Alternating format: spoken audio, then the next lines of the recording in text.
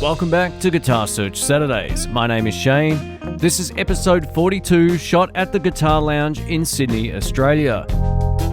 Being from Melbourne, this day started well before sunrise as we made our way to the Melbourne airport ready for departure.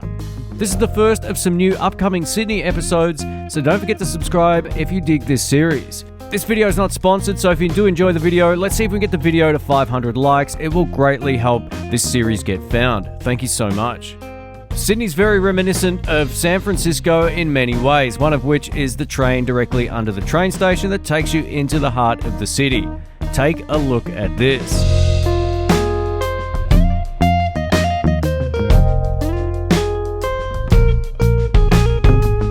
One of the things Sydney's best known for is its harbour, and it looks as beautiful today as I remember it on my last visit maybe 7 or so years ago. What a beautiful city. Tourist attractions aside, I'm here to check out some of the best guitar shops that Sydney has to offer. When the Guitar Lounge was established, it was the first Fender-only guitar shop in the entire world. Rob, who runs the store, has been in the guitar industry for a very long time. The shop itself is really quite beautiful, and these days there's a few extra brands thrown into the mix. Firstly, a massive thank you to Robert from the Guitar Lounge for allowing us to do this walkthrough. I really appreciate it. If you're in the city of Sydney, Australia, definitely give this one a visit. Let's go in and take a look.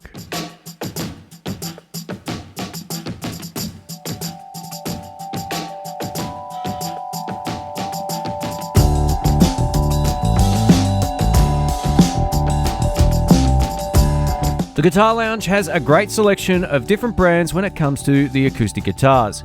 When it comes to the electrics, it's Squier, Fender, Gretsch, and a couple of others thrown in for good measure. If you're a big fan of Fender guitars like I am, you'll get a kick out of this store. Here's a great photo of Robert hanging out with Leo Fender. That's right, the man himself.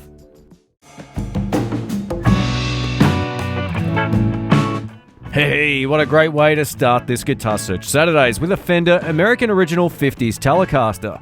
I own one of these. It's one of the best guitars I've ever played in my life. I think it's up there with the custom shop guitars, but without that custom shop price. What makes this guitar beautiful is the neck profile. It's a U-shaped neck. It's as big and as fat as Fender make, and in the hand it feels amazing to play. Please remain calm. We have our first official lefty sighting. The Fender American Professional 2 series of electric guitars are some of the best that Fender have made in a very long time when it comes to their current production models. This lefty caught me by surprise. Up until now, I'd never seen a Black Knight Strat or a Telecaster in person before, and I'm really digging it. Up close, it looks way better than it does in the photos you see of it on the internet. I love this. This is right up there in my opinion with the Miami Blue Strat that I had a chance to review on the channel a little while ago. If you want to check this out in your part of the world, I'll leave some links down in the description below. For this particular clip, I'm plugged in at low volume on a Fender Blues Junior.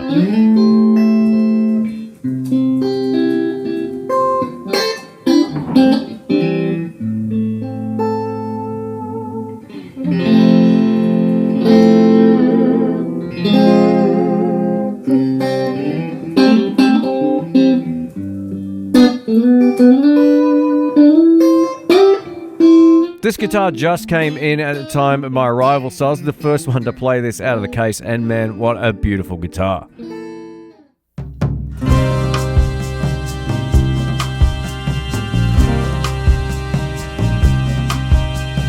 The B&G guitars are some of the coolest looking modern guitars on the market.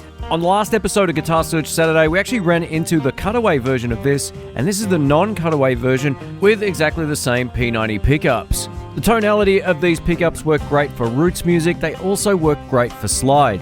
If you like that big, dirty P90 pickup tone, check out some B&G guitars.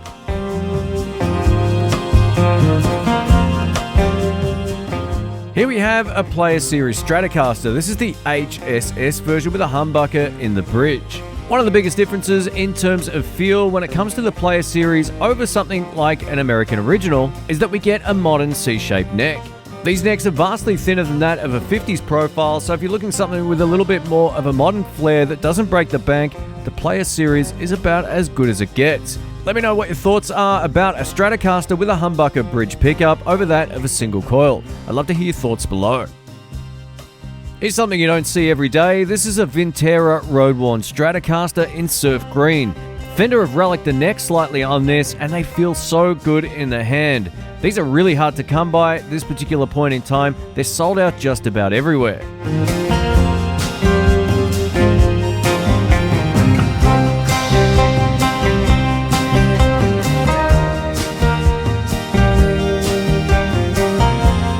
Here we have one of the best sounding Telecasters I've ever heard in my life.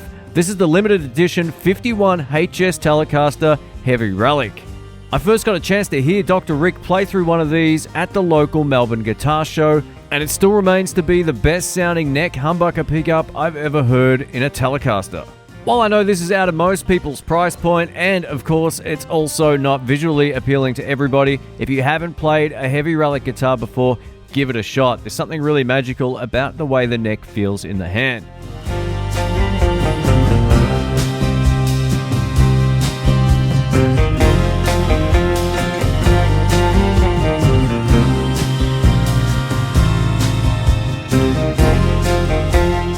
Take a look at this. Here we have another custom shop Heavy Relic guitar. This is the 60s Tele Custom HS. What makes this guitar unique is the hand-wound single-coil Texas Special pickup in the bridge. That's the single coil. In the neck, we get a full wide-range humbucker made by Fender. When it comes to the neck profile, this is a typical 60s neck, so it's not as fat as the 60s, but it has a little bit more chunk than the modern C-shaped necks. As I was wandering around the shop, Rob called us over to take a look at a guitar for the very first time. Let's check this out. Just unpacked, or unpacking. Oh, nice. That. Beautiful. It's a Sienna Sunburst. Yeah, I haven't seen this one before either. Beautiful. No, I haven't either actually, because What it's great tones. Yeah, it looks awesome. Yeah, they're so complimentary. Wow. beautiful sort of warm. It looks like $1 million on the It's almost sort of amber natural sort of thing at the finish. As you could hear, we're all very impressed with the Sienna Sunburst finish. It looks just as good on camera as it did in person. Not only does it look beautiful, but I love the fact it's got a 3-saddle brass bridge like the old Tellies.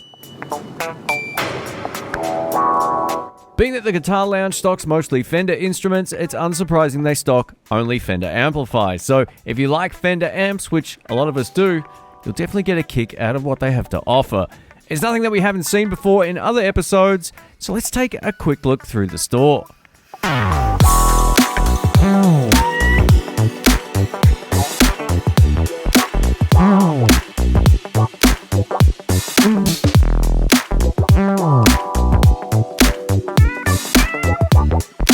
Recently on an episode of Keys to the Guitar Shop, I had a chance to play the Squier Affinity Series Stratocaster.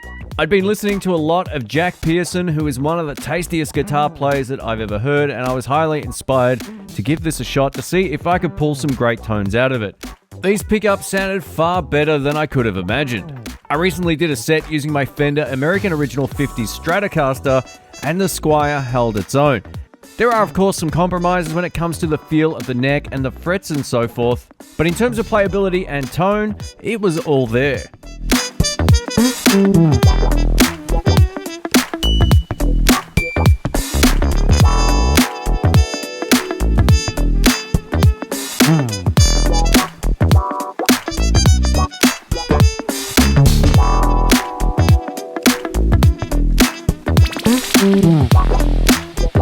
Here we have a Squier Jaguar electric guitar from the Classic Vibe range. If you don't know, I've owned a number of Classic Vibes over the years, and I still stand behind the fact they're some of the best guitars out there for the money.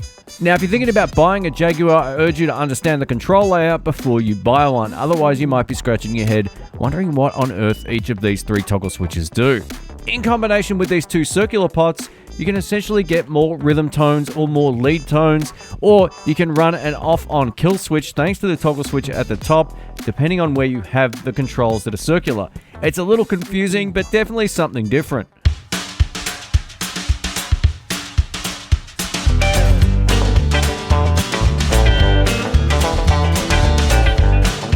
Boom. How nice is this Gretsch Electromatic? This is model G5655TG. The color on this guitar is known as Aspen Green, and in combination with the gold hardware and that beautiful looking gold Bigsby, this is a real head turner.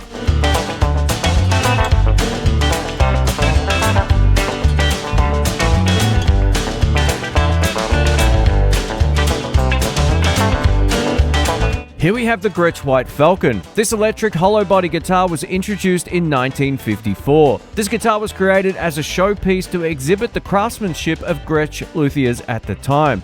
It was made for demonstration purposes by Jimmy Webster, who created it for the 1954 NAMM show, and since then, they've gained a lot of popularity. While these guitars sound spectacular, they're really large, so just make sure you're okay with a large body guitar.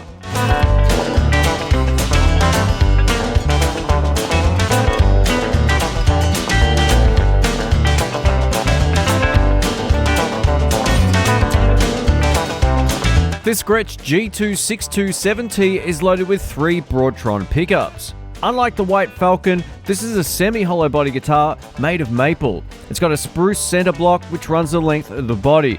This center block drastically reduces feedback at higher volumes or higher gain settings, so if you're looking for something to rock out with, this would be a really great choice.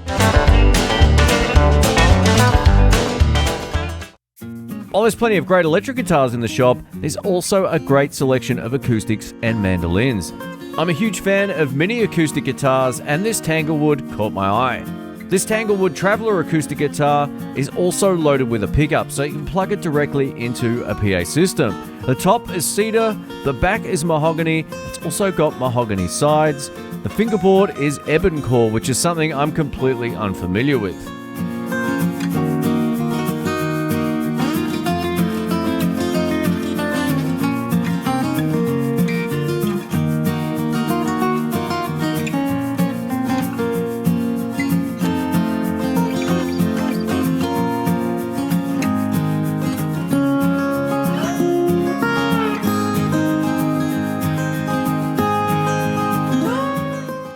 Here we have a made in Australia Maton EBG 808 Nashville acoustic guitar. This is one of the most iconic small body acoustic guitars that are made in Australia. One of the best things about Maton acoustic guitars is they load them with their AP5 pickup system. This is one of the most simple pickup systems you can get, and also one of the best sounding. If you're a guitar player who goes directly into a PA system, you'll get a kick out of just how great these sound. While the Maton Nashville is a small body acoustic guitar, don't be deceived by its size. Small body guitars these days sound great. And that wraps up another Guitar Search Saturdays. A massive thank you to Robert for allowing us to come through and shoot this video. I really appreciate it. I did a full sit-down interview with him, and that will come up on a future podcast. A massive thanks to all the Patreon crew for keeping the series and the channel alive over the years. I really appreciate it. If you want to help support the show, links to Patreon will be on screen and in the description below. If you enjoyed the video and you lasted this long, please leave a thumbs up on your way out, and don't forget to check out this shop if you're in the city of Sydney, Australia. Thanks for watching. Catch you soon. See ya.